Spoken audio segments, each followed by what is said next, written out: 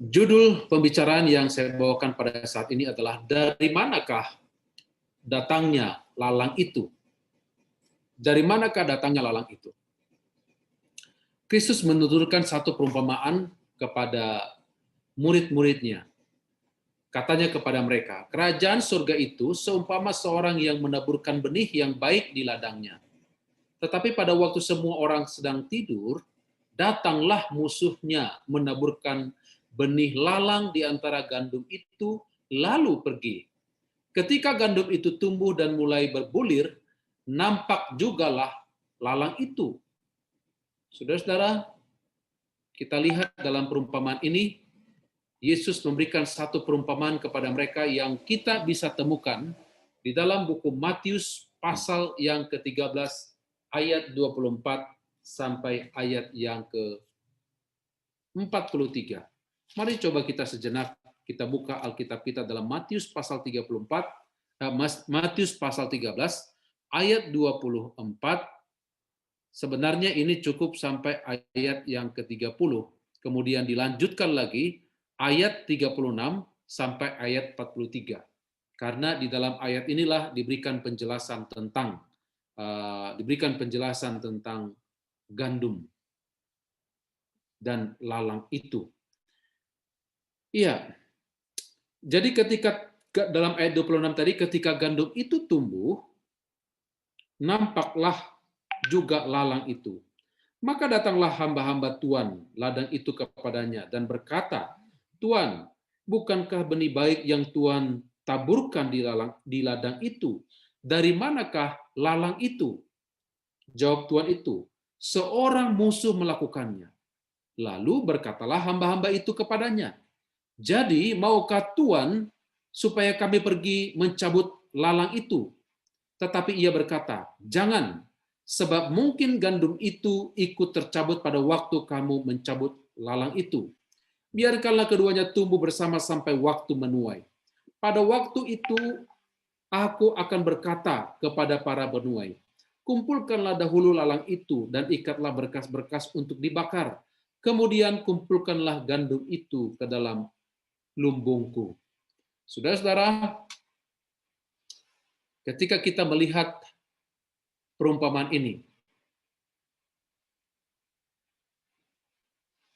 Kristus menerangkan di dalam Matius pasal 13 ayat 18 bahwa ladang itu adalah dunia ini. Ketika dia memberikan penjelasan di dalam ayat 38, ladang ialah dunia. Memang ladang itu adalah dunia ini. Tetapi kita harus memahami bahwa ini menunjukkan jemaat Tuhan yang ada di dunia ini. Mungkin bisa kita katakan adalah salah satunya adalah golongan gereja Masehi Advent hari ke-7. Memang kalau kita lihat dalam Matius pasal 28 ayat 18 sampai 20, Yesus mengatakan pergi ke seluruh dunia untuk memberitakan Injil Kerajaan Allah dan mendirikan jemaat di dunia ini. Karena itu perumpamaan ini adalah sebuah keterangan yang berkenaan dengan kerajaan Allah. Pekerjaannya bagi keselamatan manusia ini. Dan pekerjaan ini dilaksanakan di dalam gereja itu sendiri. Benar bahwa Roh Kudus telah datang ke dunia ini, di mana ia bergerak di dalam hati kita sebagai manusia. Tetapi di dalam jemaatlah kita bertumbuh menjadi matang dan menjadi dikumpulkan dalam lumbung Allah, seperti yang dijelaskan tadi di dalam pelajaran sekolah sahabat kita, bahwa gereja ini adalah juga merupakan tempat pendidikan. Saudara-saudara yang dikasihi oleh Tuhan, kita lebih lanjut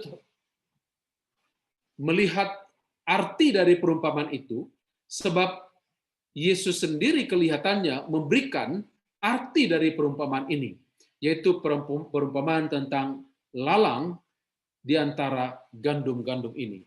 Baik, mari kita coba lihat bagaimana arti dari perumpamaan ini. Tadi kita sudah disebutkan bahwa ladang itu adalah gereja itu sendiri.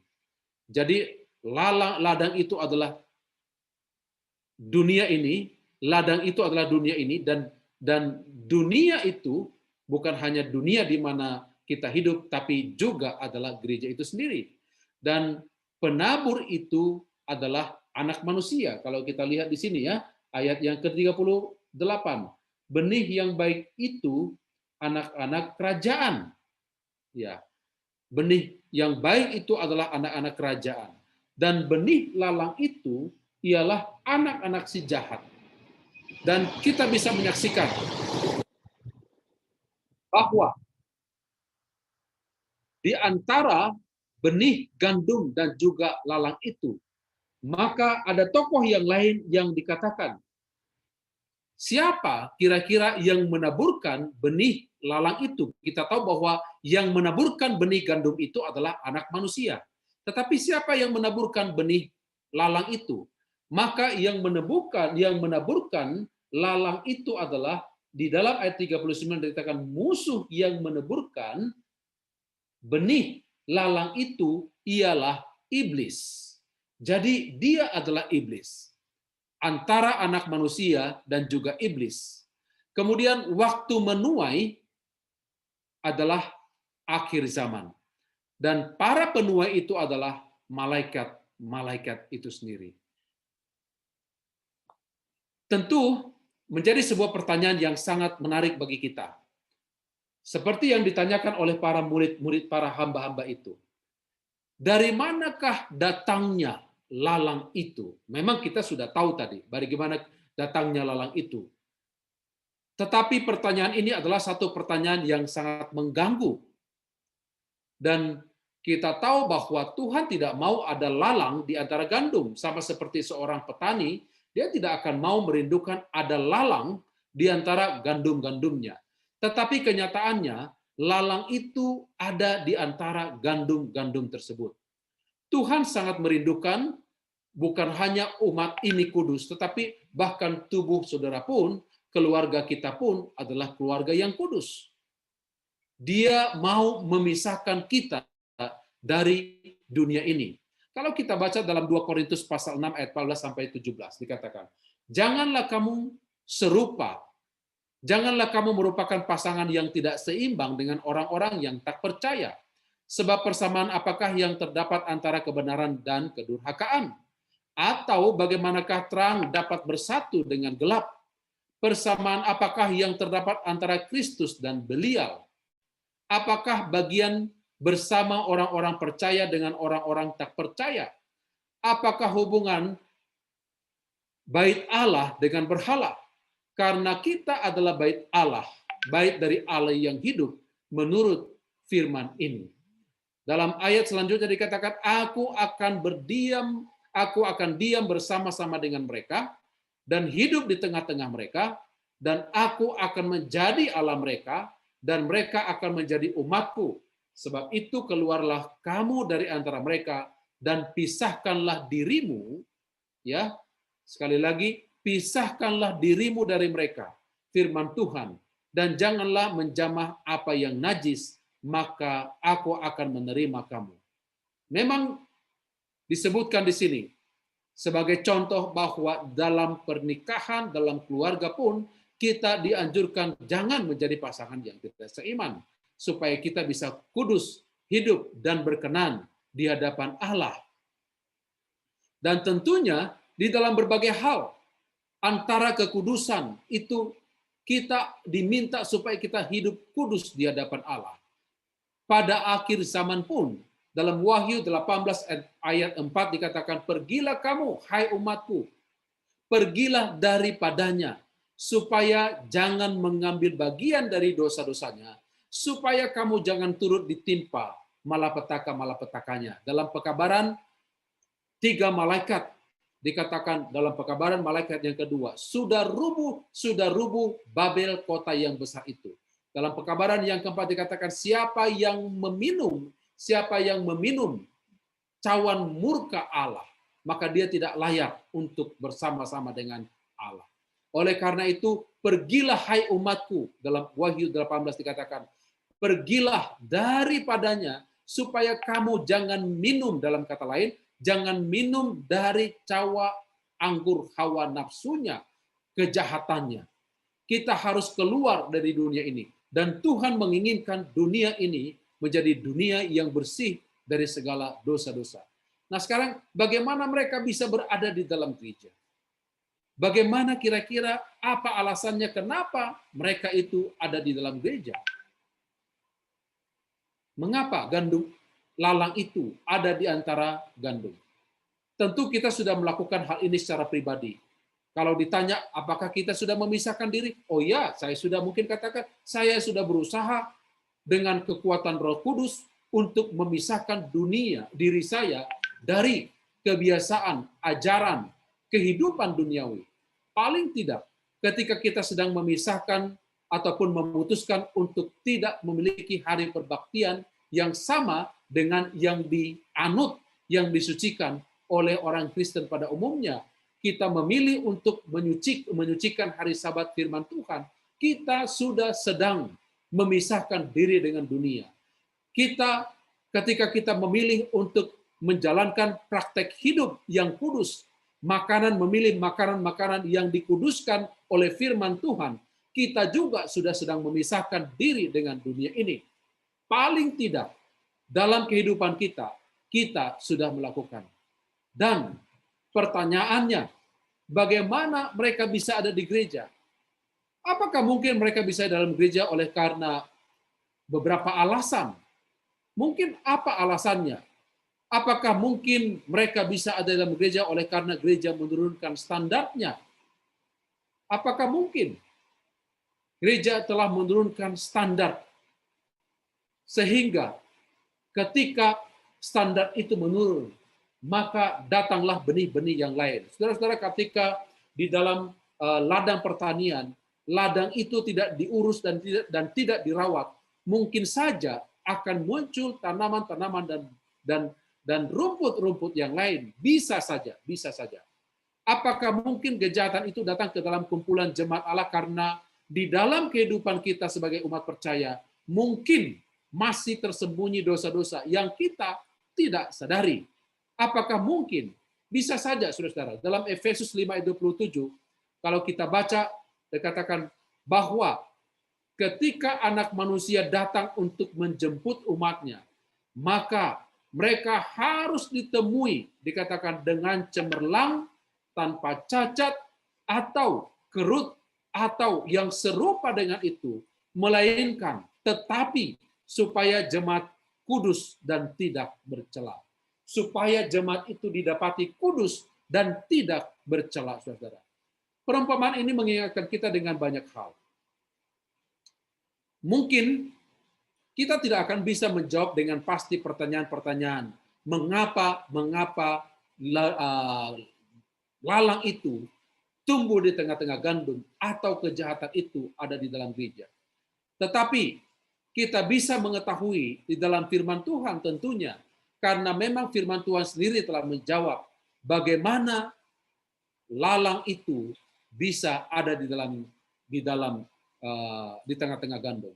Paling tidak perumpamaan ini telah mengingatkan kita beberapa hal. Yang pertama adalah bahwa setan menggunakan berbagai cara, saudara, tetapi bukan cuma cara, tetapi juga alat dia gunakan untuk menghalang-halangi pekerjaan Tuhan. Setan menjadikan pengaruh Kristus nampak dalam sebuah terang yang tidak disukai. Saudara-saudara, kadang-kadang firman Tuhan tidak lebih disukai dengan acara-acara televisi. Bacaan firman Tuhan Alkitab tidak lebih disukai oleh sebagian orang, bahkan katakanlah kebanyakan orang, daripada berita-berita yang terupdate, apakah itu dari Detikcom, apakah itu berita-berita WhatsApp, apakah itu juga dari sosial media yang lain. Dulu mungkin surat kabar atau cerita-cerita fiksi. Kadang-kadang itu firman Tuhan tidak lebih disukai daripada buku-buku tersebut. Dan setan menggoda serta menjebak jiwa yang terabaikan dan kemudian merusak mereka.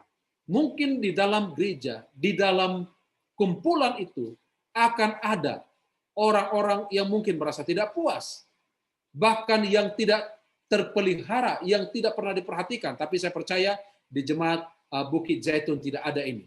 Sebab dari segi jumlah kita pun tidak terlalu banyak. Pasti kita saling mengenal, mengetahui satu dengan yang lain. Bahkan peduli satu dengan yang lain. Apalagi kita tinggal di satu kompleks yang sangat berdekatan. Kita mungkin akan peduli satu dengan yang lain. Tapi mungkin saja orang ada yang tidak puas, saudara-saudara. Ada yang tidak puas. Bahkan di jemaat yang kecil pun mungkin ada yang merasa tidak puas.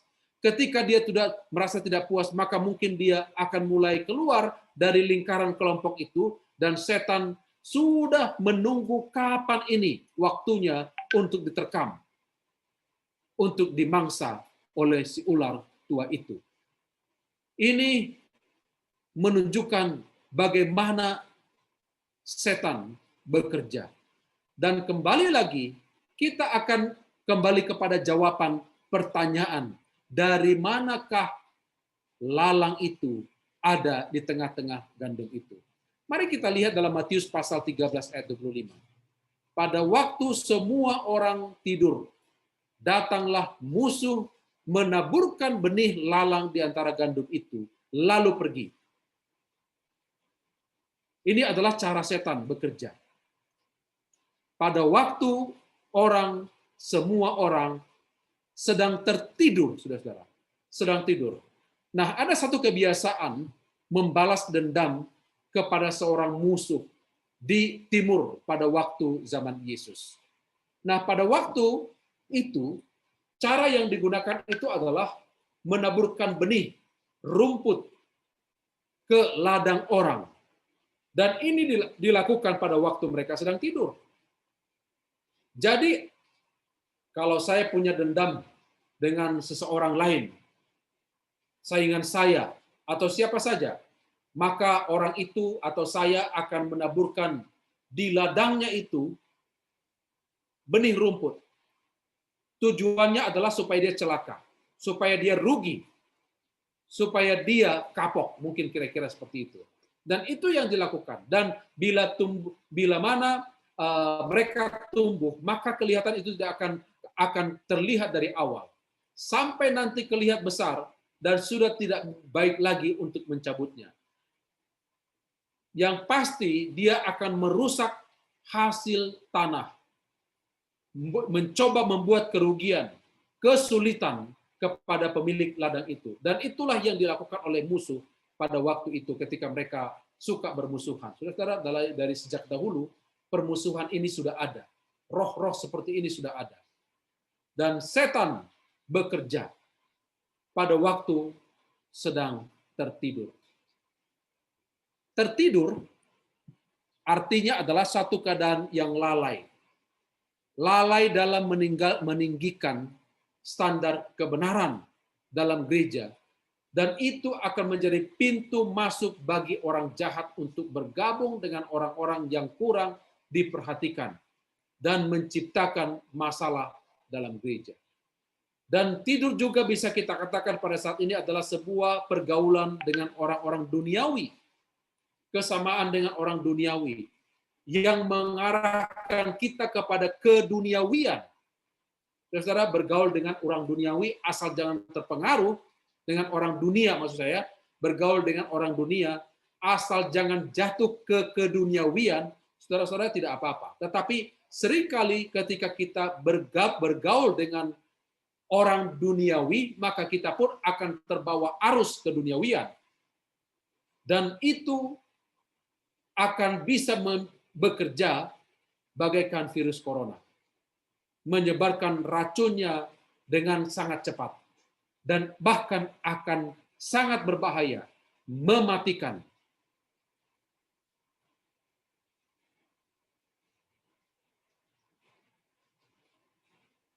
Tidur, kita bisa lihat tadi bahwa itu adalah suasana lemah.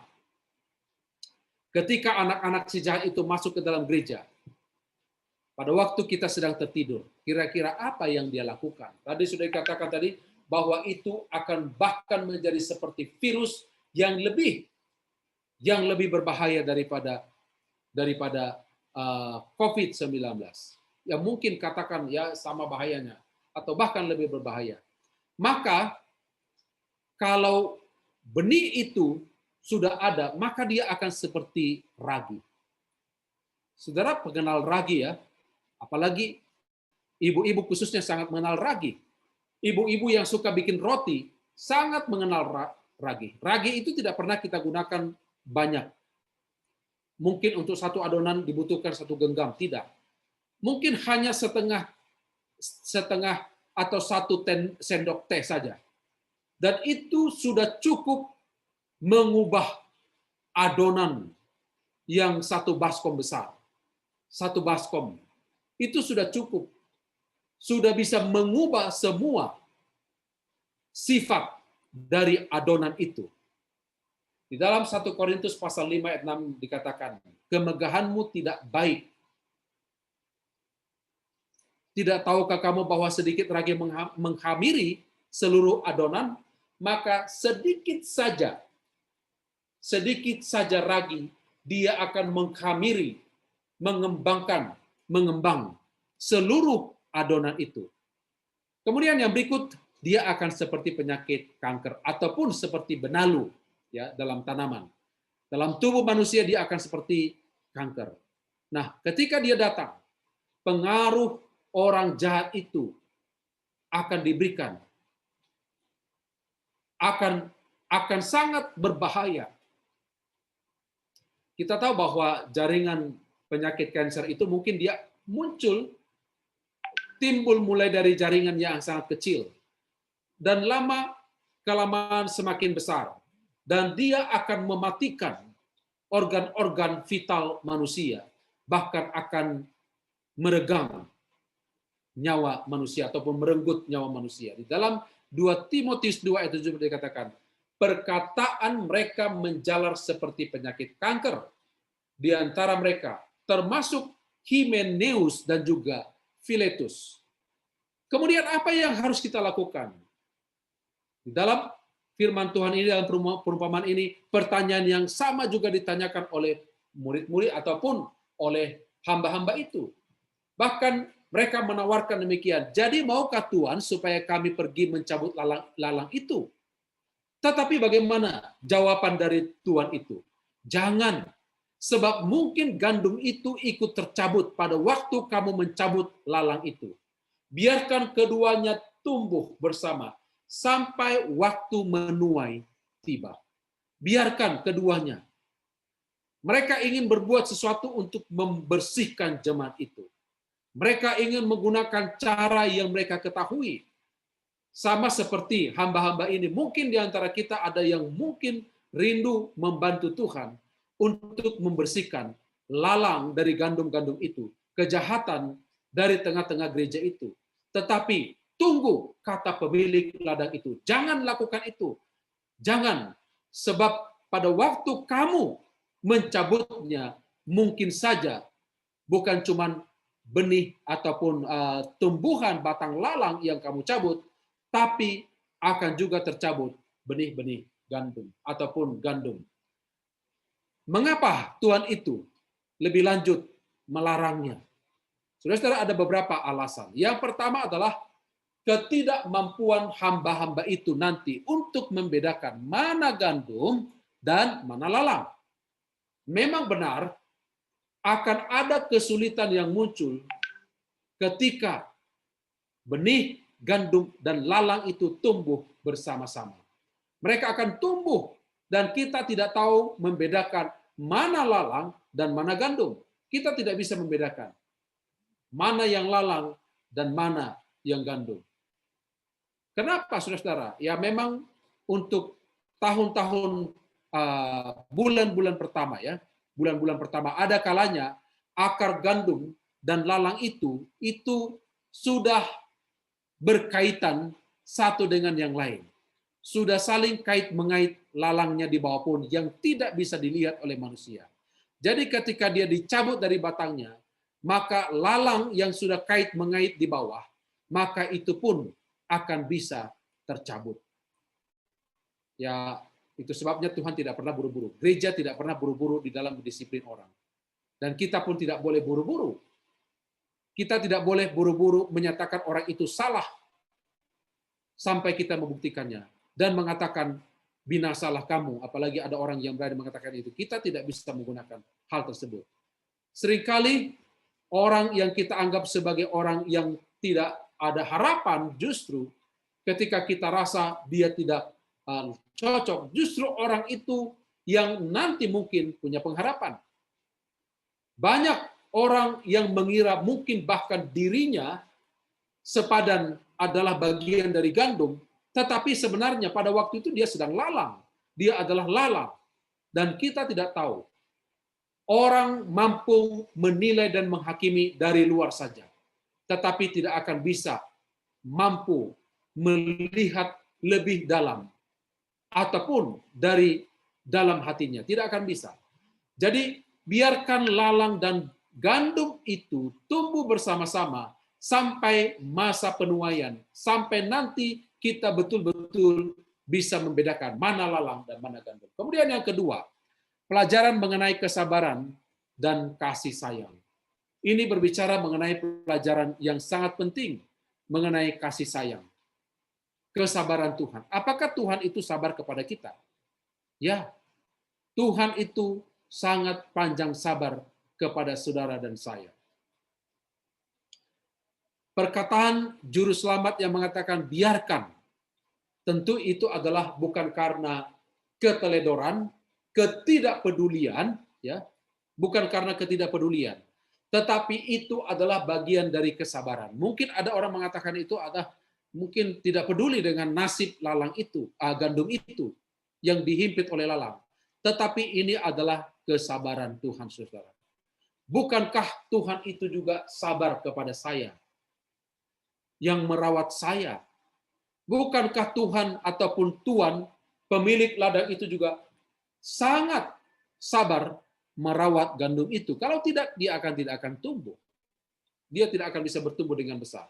Saudara-saudara, kesabaran Tuhan sudah terbukti nyata sejak setan jatuh ke dalam dosa oleh karena kesombongannya, rancangannya pada waktu di dalam kerajaan sorga.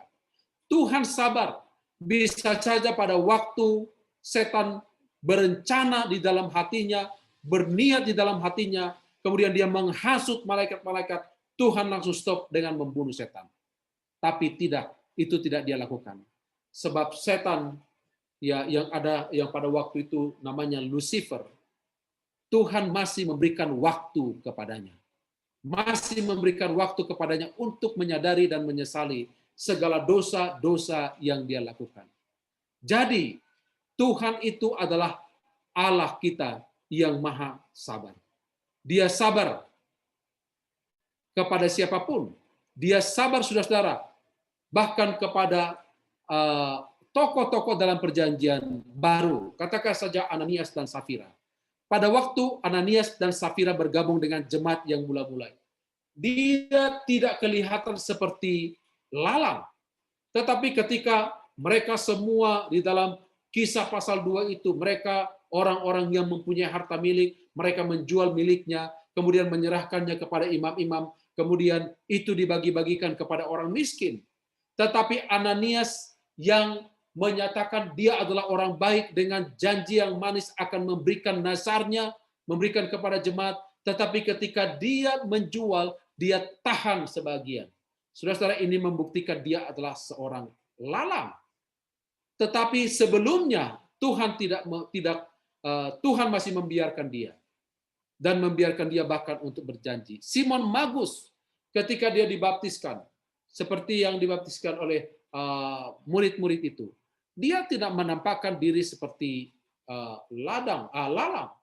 Mungkin di antara sekarang ini kita mencapai 176 jiwa. Kita tidak tahu pastikan semua apakah itu bibit-bibit gandum. Ya, kita doakan semua mereka bibit-bibit gandum. Tapi mungkin ada motif-motif yang lain ya yang kita tidak bisa tahu, dan itu akan kelihatan nanti apakah dia lalang atau gandum. Bisa saja mungkin saat ini motifnya baik, tetapi dengan dia bergaul dengan jemaat, maka motifnya dikuduskan. Demas, bahkan Paulus, Demas sudah meninggalkan aku karena dulu dia pengikut Paulus. Yudas Iskariot yang bahkan Tuhan izinkan dia bersama-sama dengan murid-muridnya, yang akhirnya kelihatan bahwa dia adalah lalang itu sendiri. Tuhan begitu sabar kepada orang-orang yang kita sebutkan tadi, dan juga kepada kita. Hanya jangan sampai nasib kita sama seperti nasib mereka, seperti Ananias Safira dan ya Yudas sendiri yang bunuh diri. Kemudian karena itu, apa yang harus kita lakukan?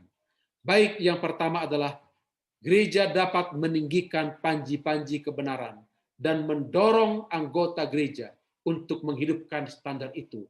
Maka dengan promosi himbauan yang seperti itu, maka gereja itu tidak akan disusupi oleh lalang-lalang. Oleh karena sudah meninggikan standarnya. Dalam Roma 13 ayat 11 sampai 14 dikatakan, "Hai kamu, hal ini harus kamu lakukan karena kamu mengetahui keadaan waktu sekarang, yaitu bahwa saatnya telah tiba bagi kamu untuk bangun dari tidur. Sebab sekarang keselamatan sudah lebih dekat lagi pada waktu kita menjadi percaya. Hari sudah jauh malam, telah hampir siang. Sebab itu marilah kita meninggalkan perbuatan-perbuatan kegelapan dan mengenakan perlengkapan-perlengkapan senjata terang.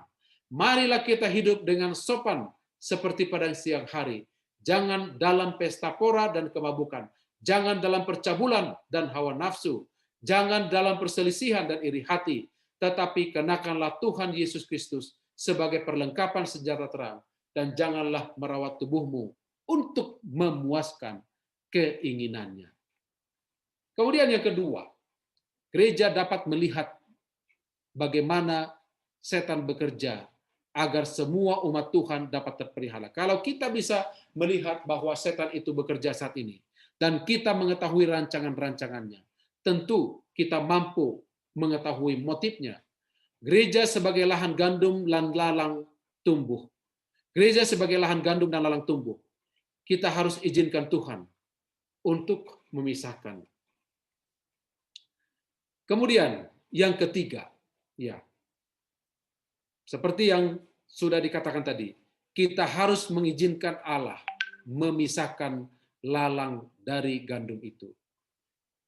Kalau di dalam perumpamaan itu tidak ada cerita yang akhirnya lalang itu berubah menjadi gandum. Tidak bisa. Yang ada adalah gandum itu mungkin akan gagal berbuah. Itu bisa jadi. Tapi lalang itu tidak akan menjadi gandum. Di dalam pelayanan kita, Juru Selamat telah bekerja untuk membimbing kita, saudara-saudara, supaya kita tumbuh menjadi gandum yang baik. Gandum yang siap dituai oleh Tuhan. Tetapi akan ada waktunya untuk memisahkan lalang dari gandum itu. Maka Tuhan sendiri yang akan melakukannya.